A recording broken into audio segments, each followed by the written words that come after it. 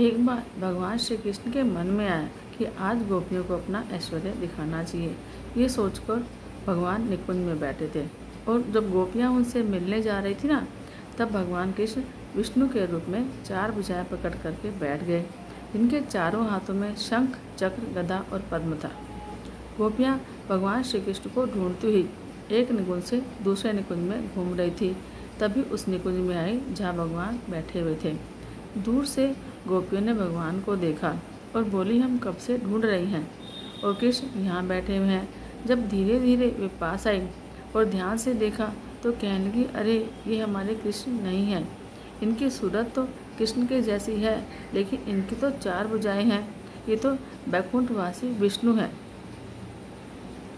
सभी गोपियों ने दूर से ही प्रणाम किया और आगे बढ़ गई और बोली, चलो सखिए, कृष्ण तो इस कुंज में भी नहीं है, कहीं दूसरी जगह ढूंढते हैं। ये प्रेम है जहाँ साक्षात भगवान विष्णु भी बैठे हैं। तो ये जानकर कि ये तो विष्णु है, कृष्ण नहीं, गोपियाँ पास भी नहीं आई। भगवान कृष्ण ने सोचा कि गोपियों ने तो कुछ कहा ही नहीं, अब राधा रानी के पास जाना चाहिए। ये सोचकर भगवान कृष्ण वैसे ही विष्णु के रूप में उस निकुंज में जाने लगे जहाँ राधा रानी बैठी हुई थी।